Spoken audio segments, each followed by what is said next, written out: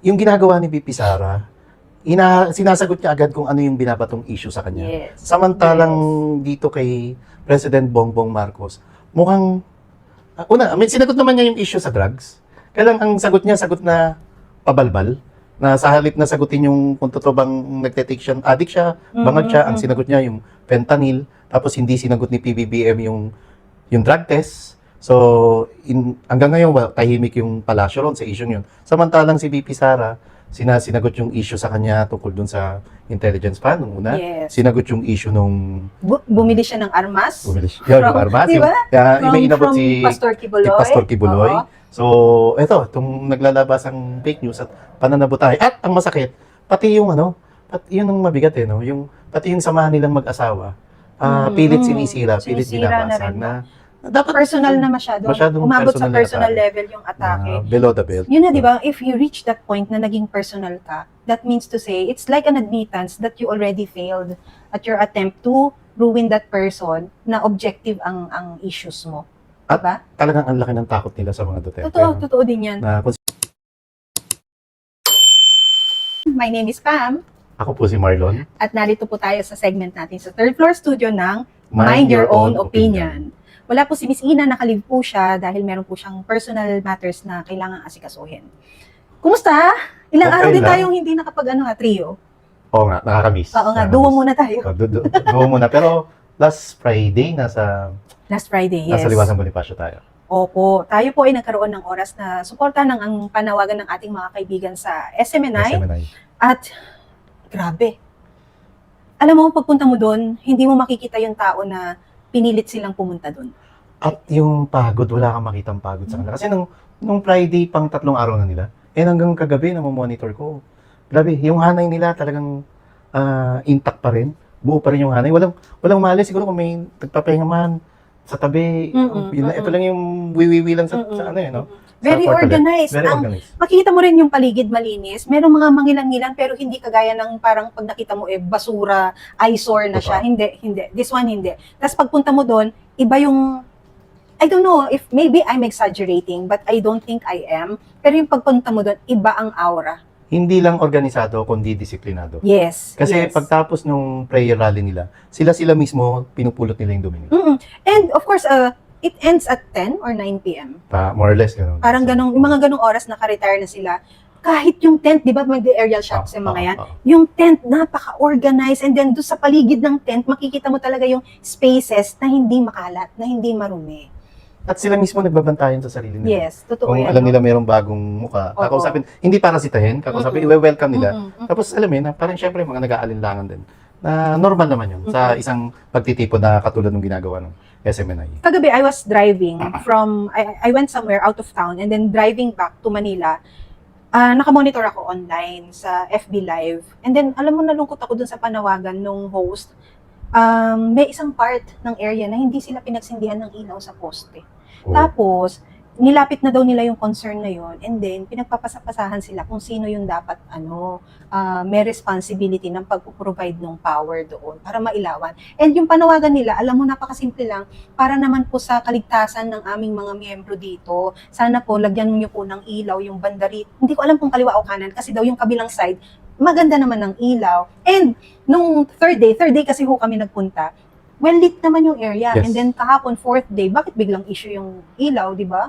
Minsan talaga pa, hindi maiwasan yung gano'n. Merong mga napupundihan sa ilaw ng poste. Talaga? Oo, may gano'n Sa amin, kahit sa subdivision, may nangyayari. Pero dapat, pagka may ganong panawagan, lalo may mahalagang pagtitipon na katulad ng ginagawa ng Kingdom of Jesus Christ, dapat mabilis din action ng kinauukulan. Kasi I believe yung rally nilang yun, may permit. May permit. Ibig sabihin, kung may permit, dapat yung nagbigay ng permiso, nabigyan na rin ng pagpapahalaga yung dapat na i-provide dun sa, na suporta dun sa mga rallyistang yun. Ganun Otherwise, permit, di ba? Siguro kung ilaw ng poste to, hindi ko alam yung exact Hindi ko rin alam Kung ilaw ng poste to, dapat to meral ko. Pailaw, oo. And anyway, kapuri-puri yung ginagawa ring pagbabantay ng Manila Police District. Na talagang nandun sila. Visible sila, present visible. sila, nakita rin natin na nandun sila. Nung nag-park lang tayo, may lumapit Oo, may lumapit ka agad. Yung security talaga. Kaya bukod sa mga kasama natin sa SMNI, sa KOJC, Pati ho sa Manila Police. Saludo. Bravo, bravo. Sa- Napaka-organisado yeah. at disiplinado yung pagtitipon. Sa SMNI, sa KOJC, hindi ho kami mga miyembro or anything, but we salute you, we congratulate you, and we're all thankful dahil sa tapang ninyo, isinisigaw din ho ninyo kung ano ang sinisigaw ng marami. Ang hustisya para sa ating mga Pilipino dahil sa mga injustices na nararamdaman natin. Ano-ano ba yung mga isinisigaw nila doon? Freedom of the press. Freedom of Dahil the press. doon, biktima sila doon. Tignan mo ang ginawa nila, ang ginawa ng Kongreso sa franchise ng SMNI. Ang ginawa kay Ka Eric at saka kay Dr. Lorraine Badoy, di ba? Oo. Yung kinomtempt sila at hinold for, I think, almost a week, no? Na kinulong sila sa Kongreso. And then, ano pa yung mga panawagan? Yung panawagan na itigil ang mapanlinlang na People's Initiative, Yes. di ba? Oo. Kasi, and, narinig natin na sumampa sa stage, of course, that day, si former Executive Secretary Vic Rodriguez. At inisa-isa ni Attorney Vic yung ano. Ang mga yung issues. mga issue, Ang di ba? mga Na issues. Unang sabi niya, ang problema hindi konstitusyon, kundi ang problema Ay ay corruption. Talaga naman. Totoo naman. Talaga Hindi naman. mo kailangan galawin at the moment ang economic provision na or ipagkatiwala na natin na ang gagalawin lang economic provision. Dahil, alam mo yun, dahil sa kawalan ba ng tiwala ng tao sa nakaupo, hindi na natin ma-i-open na or matanggap na yun lang naman ang gagalawin. Kasi naglalaro na rin sa isip natin dahil lang din sa pinapakita nilang mga ugali nila na kagahamanan sa pwesto, malamang magalaw ang terms. At Diba? hindi mo masisisi yung taong mag-alinlangan o magduda dun sa paraan kung paano nila sinusulong yung baguhin yung saligang batas. Kasi yung sa People's Initiative pa lang, lumutang yung nagkabayaran, Mhm. lumutang yung binibili yung pirma. Yes. Kaya ultimo ron sa rally ng SMNI, yung isa sa chanting nila ron hindi kami bayad, Hindi hindi kami kami nakakatuwa. At Nakakapangilabot, maliliwas, guys. Ang maganda lang dito, buhay na buhay yung buhay na buhay yung diwa ng demokrasya. At dapat tama yung ginagawa ng gobyerno. Huwag buwagin kung ano may yung hanay na pagtitipon na ginagawa ron ng SMNI. Kasi yan ang diwa ng demokrasya. Nandyan yung karapatan ng bawat isa na makapagsalita, makapagpahayag kung ano yung nasa loobin nila. Now on their fifth day, no? Fifth day na. Fifth day, Oo. we heard na meron daw pong special guest tonight. Ito ba ay babae? Ito ba yung lalaki? Magkapatid ba sila? O isa sa pamilya Duterte? Sana, no? Sana. Sana. Ang laking statement nun kung ang isa bumaba at, di ba, makipanayam sa tao at makiisa sa panawagan nila. Sana. Sana. Sana. Pero nung last Friday, may video message na nilabas sa entablado ng KOJC rally. Ito yung video message ni Vice President Sara. Patungkol naman doon sa pagtanggi na tungkol doon sa mga naglalabasang fake news at paninira tungkol Mga sa black propaganda, no? Sa kanya. Mm. Well, naipasok mo naman yan, di ba? If we discuss a little bit of the comms handling ni VP Sara sa mga issues, how do you find it? Is it impressive? Is it what? Impressive, ang galing. At alam mo yun, napapanahon. Kasi kung ikukumpara mo yung pag-handle ngayon ng, sorry hindi kami bitter, pero siguro on personal point of view, not na lang professional point of view, as a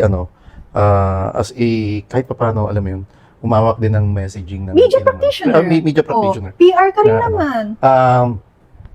Yung ginagawa ni VP Sara, sinasagot niya agad kung ano yung binabatong issue sa kanya. Yes. Samantalang dito kay President Bongbong Marcos, mukhang, sinagot naman niya yung issue sa drugs. Kaya lang ang sagot niya, sagot na pabalbal, na sa halip na sagutin yung kung totoo bang nagte-take siya, addict siya, bangag siya, ang sinagot niya yung fentanyl, tapos hindi sinagot ni PBBM yung drug test. So, hanggang ngayon, tahimik yung palasyo ron sa issue yun. Samantalang si VP Sara, sinagot yung issue sa kanya tungkol dun sa intelligence pa nung una. Yes. Sinagot yung issue nung Bumili siya ng armas. yung armas. Diba? May inabot From si Pastor Kibuloy. Pastor Kibuloy. Oo. So, eto, itong naglalabas ang fake news at pananabutahe. At ang masakit, pati yung yun ang mabigat pati yung samahan nilang mag-asawa, pilit sinisira, pilit Sinisira na binabasag rin, na dapat Personal na masyadong umabot sa personal na personal atake. level yung atake. Below the belt. Yun na, di ba? If you reach that point na naging personal ka, that means to say, it's like an admittance that you already failed at your attempt to ruin that person na objective ang issues mo. At Diba? talagang ang laki ng takot nila sa mga Duterte. Totoo din yan. Na kung sino may grupong tong gumagawa ng ganito sa pamilya Duterte. Mm-mm. I was just saying a while ago, no, I was asking you kung how do you find it yung pag-handle nung comms ni VP Sara. Sa akin kasi, parang very impressive and very professional the way they handle it because not really real time, but within such a valid period for you to like address the issue na address niya ng maayos. She didn't need to wait for 1 month or 2 weeks or 3 weeks and then para sagutin niya. Siya siguro after 2 days, meron siyang sagot. But with the other person, parang we've been waiting for answers since day 1. Kaya hindi mo maiwasan, maikumpara. Hindi mo maita. Sino mahawak ngayon ng comms si VP Sara? At sino yung mahawak ng comms ngayon? Ni PBBM. And ibalik mo din, sige, tanggalin muna natin si VP Sara. BBM comes now, PBBM comes now Aha. versus then front runner candidate BBM. Diba? Oh. Diba? Parang dapat mas na-up mo yung game mo ngayong presidente ka na. Dapat mas pinaligiran mo yung sarili mo ng mas effective na mga tao na makakapagbigay tulong sa'yo kung paano mo ibababa ang mensahe sa tao. How satisfied are you sa messaging niya? Wala. Di ba? Walang masabi. Nakakalungkot. It's an epic fail. Ano lang eh, Sobrang babaw. yung fentanyl issue, Mhm. parang, di ba, gagaling din naman tayo sa PCO. Sino nag-suggest niyan? Yeah, Na, that's di ba, another bumalik, question sumipa. also. So, pinaglaruan ka lang ng tao na hindi ganun kabobo ang mamayang Pilipino. Tinatanong ka kung adik ka, bangag ka. Sasagutin mo na yung nag-aakusa sa yung tao, umiinom lang ng fentanyl, kaya nagkakaganyan. Anyway, tingnan mo yung yung interview nung Yes, sa ABC. ni Australian broadcaster si Sarah Ferguson. Grabe. Hindi intimidating magtanong yung area. Yes. Talagang direct to the point Objective, na. intellectual, professional. Professional na. Tapos nung tanongin na about sa corruption, sa tatay niya, biglang tumawa yung presidente natin na Anong interpretation mo dun sa tawa niyang yun? na-miscalculate niya yung nag-i-interview sa kanya. Nakala niya, inang nag-i-interview sa kanya is local media lang na kayang-kayang i-handle ayusin, na kayang-kayang i-handle may tinatawag po kasi sa PR ng media buying. Okay. At kung yung media buying na yun, syempre, yun yung kahit papano, mapapasopen yung Yes. mga tanong, para lang hindi masyado mabugbog yung principal. Mhm. So, na-miscalculate niya, tapos hindi niya inaasahan na ibabalik sa kanya yung tanong Yung tawa. na bakit ka tumatawa. Oo. Alam mo yung demeanor ng presidente na alata mong nagulat, alata mong nataranta, na hindi niya alam ang gagawin niya, paano niya sasagutin, nag-isip. At syempre, yung sistema niyang pabulol-bulol na, Anyway. Ako, I find Oo. that tawa as his attempt to buy time para makapag formulate ng sagot dun sa tanong. Oo, pero big no-no yun. Kasi maganda yung tanong tungkol sa corruption, tapos sasabayan mo ng tao, at huwag niyang kalimutan, ang audience niya ron, international community. Yes. Hindi local community. So dapat ang demeanor mo ron, 'di ba? At dapat napaganda mo 'yun, alam mo 'yun. Ang problema kasi talaga, porke presidente ka na, kala nila nakalimutan na yung issue sa pamilya nila. May natatandaan ka ba dati nung before election, mag-sorry sila sa Mag-sorry taong siya, bayan, diba? 'di ba? So since nakakuha ka ng boto ng 31 million, na question naman ng isang election lawyer na katulad ni Attorney Glenn Chong, na ibig sabihin, yung sorry lang, hindi mo maibigay sa mamayang Pilipino. So, kala nila hindi na pag-uusapan yung issue ng corruption. Alam mo, Lun, parang balik natin yung mga sarili natin doon sa campaign period, di ba? Okay. Napaka-stricto natin. Tayo, as in literal, True. ikaw, ako, True. sila, Yung team. yung team, huwag na natin bagitin, yung team, napaka-stricto natin sa pag-vet na parang, no, hostile. Correct. Ang term natin, booby trap yan. Di ba? Parang, wala tayong sagot dyan. Ito ang gawin natin. I-counter natin ng ganito. Huwag tayong umupo dyan. O dahil hindi tayo upo dyan, meron tayong, masisilip tayo ng tao, ano ang dapat natin ginagawa. Ika-counter natin ito ng isang malaking activity kung saan, kesa sa TV ako o sa selected audience ako nakikipag-usap, baba ako sa tao dahil sila naman ang market ko, sila naman ang target ko, sila ang audience ko. So, may ganong assessment. But today, I find that interview na hindi naman siya, alam mo yun yung, ay naisip ko lang, o sige, upo ako sa So kanya. parang careless nung ano. It was a careless attempt to put the president in front of worldwide viewers na alam mong walang sagot sa mga tanong. At saka dapat, inaral mo na nila yung personality ng media na mag-i-interview. Lalo international media yan. Loon, kilala natin siya. nung hinandle natin ang ano niya, ang comms niya during the campaign, lagi tayong binabraso ng isa sa organic member niya na kung walang advance questions, walang uupo or hindi siya uupo. Otherwise, create or already parang i-forecast mo na kung ano yung itatanong based sa nature ng outlet na yan, ng interviewer na yan and all. So ako po kasi ang gumagawa. So iniisip ko na from the previous interviews or history nung taong yon kung ano yung mga pwede niyang itanong, i-assume ko na lang yon, gagawin at ipoprovide. Sa tingin mo, in a matter of almost 2 years as president, you just suddenly become too confident to be able to answer a foreign media interview like that? Iniwasan mo nga ng iniwasan ng campaign. Yun ang problema, di ba? Ang daming tatanong, ba't nagpa-interview ka sa international media? Tapos dito, Censored na censored ang mga balita. at kontrolado. Kontrolado. Yun din ang nakakalungkot, ha? So, sorry, media rin naman ako. Nawala yung pagiging objective ng media ngayon at nawala yung pagpupursige ngayon ng kasama nating sa mainstream media na para malaman yung katotohanan, may update ang taong bayan sa mga tunay na pangyayari. Bakit kinakailangan meron pang isang Australian broadcast journalist na makapagtanong ng ganun sa ating presidente? Samantalang sa atin, marami rin naman magagaling. So, siguro doon magaling ang comms ngayon. Paano busalan? Ako, sige, let me say it. Let it come from me being, nandun ka sa side na yun. Let it come from me. Ano ang role ng ating mainstream media ngayon na bakit, I am very sure kasama sila sa trip na yon. Lagi meron. Ang MPC, kasama sila sa trip. How did you feel na yon umupo doon exclusively at hindi niya kayo inuupuan ng ganyan? Diba? Parang, you feel at that point sa role ninyo as journalists and you call yourselves journalists, but you cannot even ask for a fair deal to have him sit down and then talk to you so that he can, relay the messages and the answers to the Filipino people, kapwa nyo. Hindi yung pinanonood natin siyang pinahihiya ang presidente natin sa buong mundo. Hindi lang Australia ang nanood doon. Do you believe na contained sa Australian, country? Hindi. Pero pambalikan ko lang, baka magalit sa akin. Yes, okay, sure. Mga kasama kong media. Kasi si Journal, government media siya dati. Mhm. So alam namin na kung ano lang yung line of question kung ano lang yung angulo na dapat namin palabasin sa outlet ko. Mhm. So hindi ko masisisi ngayon kung sino may kasama ro na mainstream media na siguro yun lang rin ang utos ng desk. So depende rin sa utos ng desk nila kung ano lang yung angulo or kung ano lang yung gusto ng opisina na ilabas na istorya o angulo. So wag sana magalit yung kasama ng media. Huwag kayo magalit sa kanya. But let me say it again. You have a role to play.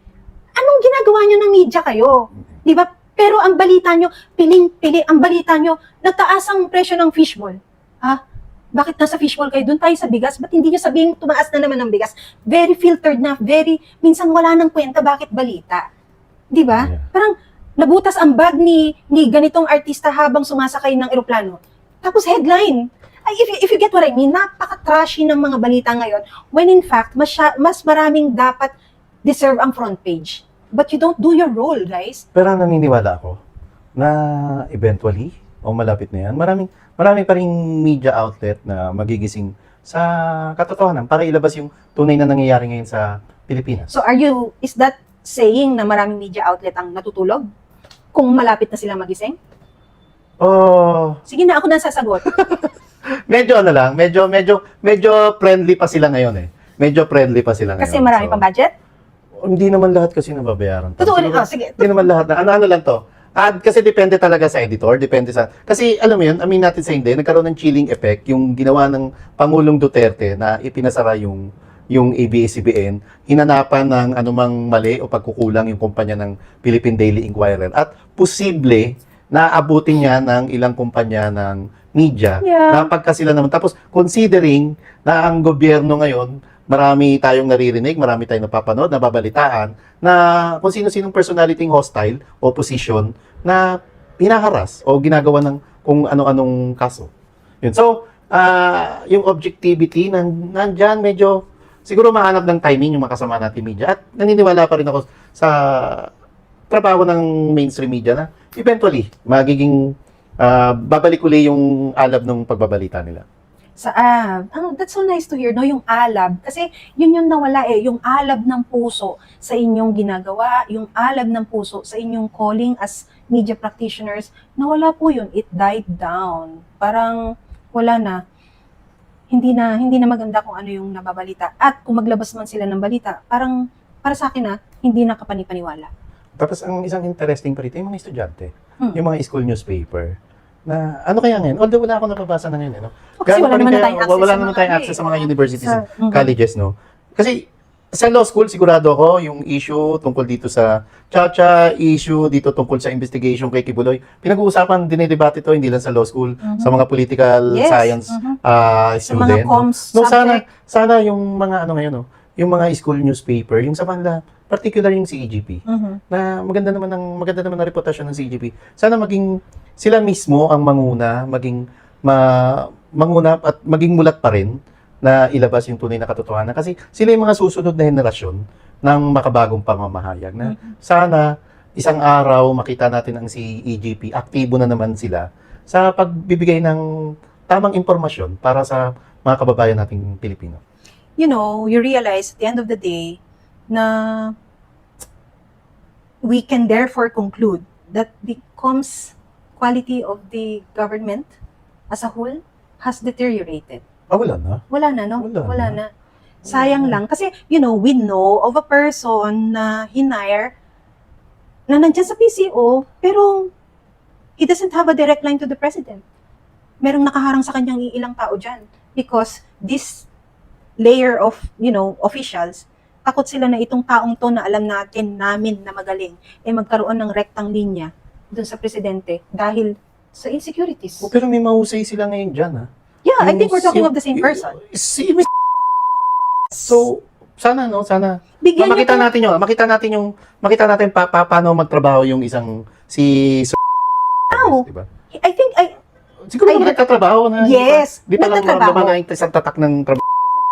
we know that for a fact, nagtatrabaho. Pero may direct line ba siya para magtrabaho? Ayun, We were so effective during the campaign because yung ulo natin may rektang linya sa principal. Walang nakaharang na layer para, 'di ba, para i-filter yung sinasabi niya, para hindi iparating, para piliin lang kung ano yung ipaparating.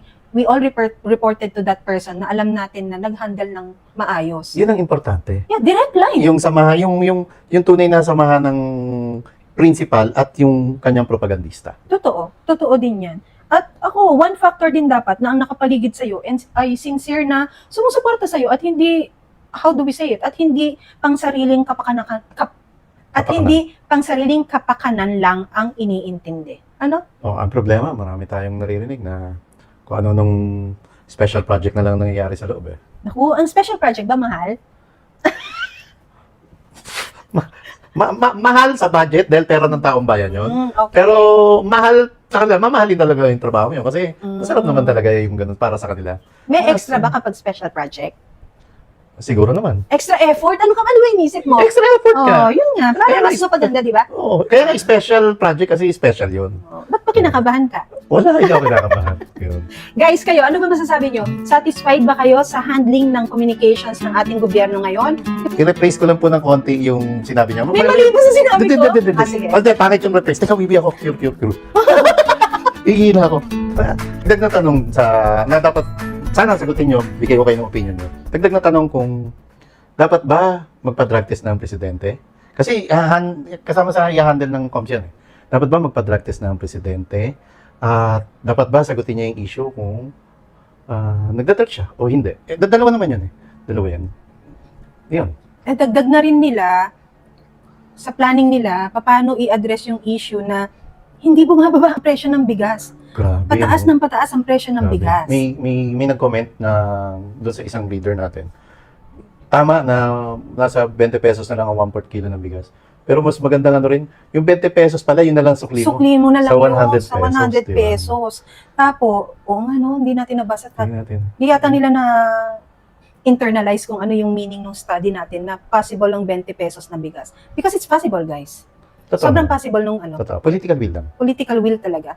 And then another thing. Political will and sipag. Alam mo bakit? Yeah. Kung babalikan natin bilang DA Secretary si PBBM, Yes. wala tayong natandaan na may EXICOM meeting siya sa mga USECs niya sa Nagkaroon DA. twice. Twice? No? Pero si ES Vic pa ang nag-i-initiate nun. Nung nawala na si Attorney Vic, Never nang bumalik. grabe na. Nagkaroon sila ng dalawang EXICOM initiated by ES Vic Rodriguez. Siyempre, bit-bit ni ES Vic si BBM dun sa DA, dun lang daw siya nakita.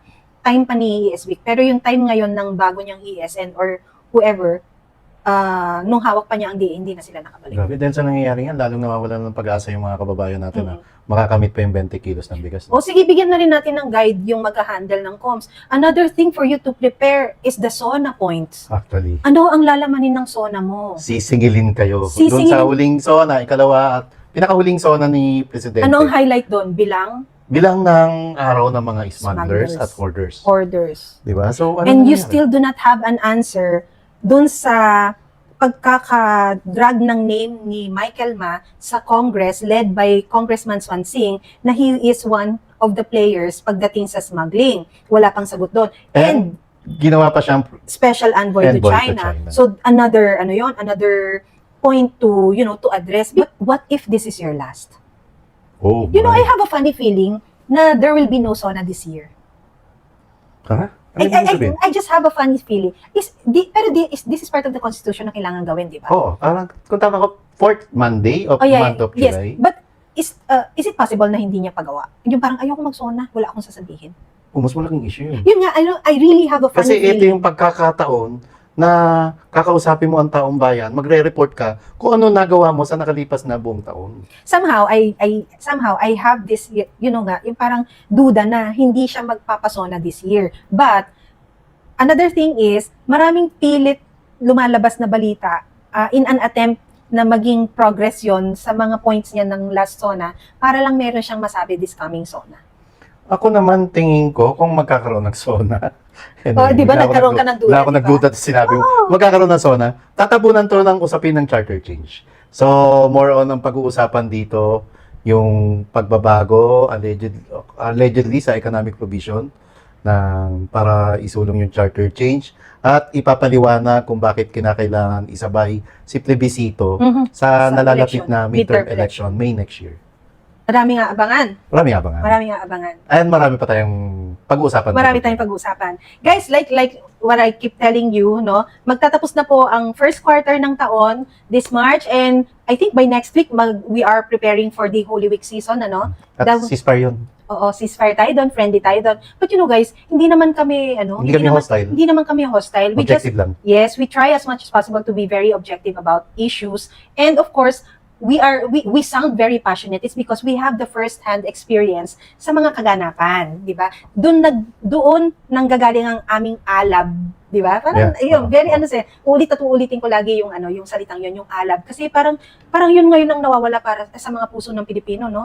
Yung alab, yung desire, kasi we don't feel secured, we don't feel cared for, di ba? Parang wala, parang yung mga nakaupo sarili lang.